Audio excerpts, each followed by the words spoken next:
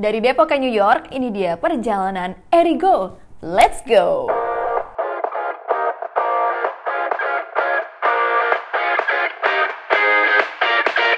Erigo, Erigo, Erigo. Di mana-mana ada Erigo.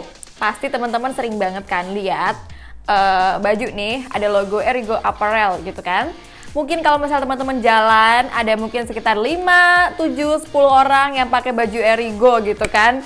Karena saking banyaknya yang suka, saking banyaknya penggemarnya Erigo gitu. Dan belum lama ini, brand Erigo terpampang di Times Square, New York City. Wow, sebuah kesempatan yang sangat langka dan keren banget sih Erigo bisa sampai di titik itu. Jangan-jangan sebentar lagi Erigo mau IPO nih. Mungkin kita penasaran kali ya, ini Erigo bisa sebesar ini, bisa sebanyak ini, dan bisa se-hype ini. Kira-kira gimana sih cerita perjalanannya? Yuk langsung aja kita simak. Erigo itu berasal dari Depok, Jawa Barat. Nah, jadi ini kayak dari Depok ke New York gitu ya, keren banget. Jadi foundernya adalah Muhammad Sadat. Muhammad Sadat ini memulai Erigo di tahun 2011. Kalau dari artikel yang kita baca sih, Muhammad Sadat memulainya dari sebuah kamar kos yang kecil di Depok gitu. Jadi memang semua bisnis itu emang awalnya dari yang kecil ya teman-teman, start small gitu. Kalau mungkin teman-teman penasaran ya, ini Erigo gimana sih jualannya sampai bisa sebagus sekarang? Well, ketika mereka di awal-awal, penjualannya tentu aja dong, nggak semulus itu, nggak segampang itu. Seperti yang teman-teman tahu, atau mungkin kalau teman-teman belum tahu nih ya, dalam sebuah bisnis, memulai sebuah bisnis, kegagalan itu adalah hal yang pasti. Itu pasti teman-teman semuanya, nggak bisa enggak. Karena ketika kita memulai bisnis di awal, gagal itu adalah sebuah kepastian, kayak gitu. Nah, ini juga nggak luput dari Erigo di awal-awal. Masih pakai logo lama ya, teman-teman bisa melihat sendiri gitu ya. Si Erigo ini juga mengalami kegagalan. Sebenarnya mungkin bukan gagal ya, cuman tidak berhasil dalam melakukan penjualan yang masif kayak gitu. Salesnya juga masih kurang bagus dan sebagainya. Di saat itu mereka mulai berjualan itu lewat website gitu teman-teman, yang ternyata tidak terlalu menghasilkan sales yang besar, tidak seperti yang diharapkan. Lalu kemudian di tahun 2013 ada event yang namanya Jacklot. Cuman dulu ketika saya juga zaman kuliah di Jakarta, saya sering banget ikutan juga event Jacklot ini. Dan di tahun 2013 tersebutlah Erigo mulai debut untuk offline-nya ya. Dia membuka tenan di Jacklot tahun 2013. Dan siapa yang sangka kalau ternyata keputusan ini menjadi titik balik langkah suksesnya Erigo gitu. Ternyata tenannya Erigo ini rame. Offline ini ternyata banyak diminati masyarakat kayak gitu. Karena dulu tuh tren belanja online tuh kan belum sebesar sekarang ya. Jadi orang-orang itu lebih senang buat langsung melihat barangnya dulu, visualnya dulu, dilihat seperti apa barangnya, itu mereka baru beli kayak gitu. Dulu ketika tahun 2013 waktu itu, Erigo ternyata lebih bagus penjualannya di offline. Bahkan Muhammad Sadat, si founder ini, harus rela-rela banget nih tidur di musola dan juga mandi di pom bensin. Wow, demi menekan biaya operasional. Dan emang kadang-kadang sebagai founder ya, emang harus cerdas-cerdas gimana caranya bisa meminimalisasi pengeluaran agar bisa mendapatkan profit yang semaksimal mungkin gitu. Ini mungkin familiar buat teman-teman pebisnis yang sedang menonton ya. Dan inilah yang dilakukan oleh Muhammad Sadat sebelum Erigo sukses seperti sekarang. Dia juga mengalami masa-masa tersebut.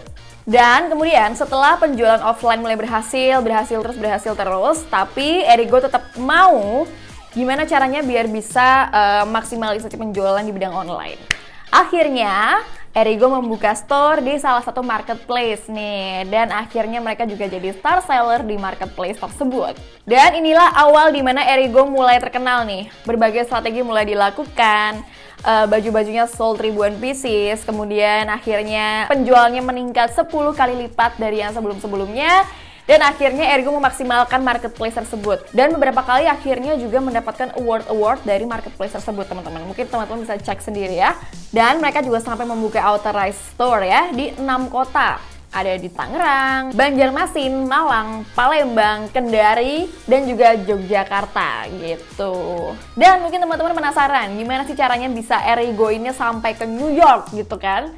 Kok bisa sih brand lokal asal Depok ini terpampang di New York kayak gitu? Dan ternyata teman-teman, Erigo Store-nya juga tidak cuma dinikmati oleh para penggila local pride ya, bukan cuma dari orang-orang di Indonesia, tapi juga dari mancanegara, sampai akhirnya Erigo ini ekspansi ke Filipina, ke Malaysia, ke Thailand, Singapura, dan akhirnya juga New York ya, belum lama ini. Dan itu dia ya perjalanan Erigo secara singkat. Mungkin teman-teman bisa cek langsung di Instagram ownernya, atau bisa lihat di Instagramnya Erigo, atau bisa searching sendiri tentang historinya Erigo ini gitu. Karena emang ini rame banget ya tentang Erigo ini. Mereka sekarang sudah punya pabrik yang sebesar ini, teman-teman bisa lihat sendiri ya, pabriknya besar banget. Dan emang masif banget penjualannya setiap hari. Kalau misalnya teman-teman scroll di marketplace itu sudah kejual 10.000 pieces, 9.000 pieces gitu, kayak banyak banget kaos-kaosnya, baju-bajunya, celana segala macam. Makanya nggak heran kalau misalnya kita sering banget nemuin Erigo di jalan gitu, sering banget nemuin Erigo ketika kita lagi kemana, lagi keluar, tuh sering banget ketemu pasti. Karena dia emang produknya banyak banget yang minati, produknya bagus gitu kan, simply karena itu juga lokal brand yang juga terkenal. Dan banyak banget teman-teman kita, orang-orang Indonesia yang bangga banget sama produk lokal, termasuk saya dan mungkin juga termasuk teman-teman, dan emang harus ya bangga banget sama Erigo. Semoga banyak banget lagi produk-produk lokal di Indonesia yang juga bisa go international kayak Erigo gitu. Dan di sini kita juga bisa tahu ya kalau ternyata yang namanya bikin bisnis itu nggak bisa yang langsung sukses gitu. Semuanya dimulai dari hal-hal yang susah-susah dulu, dimulai dari yang gimana caranya nemuin formulanya, memutar otak dan segala macam. Fasenya bisa lama banget. Erigo dari tahun 2011 dan baru sukses banget di tahun 2020 kemarin ini sampai sekarang kayak gitu.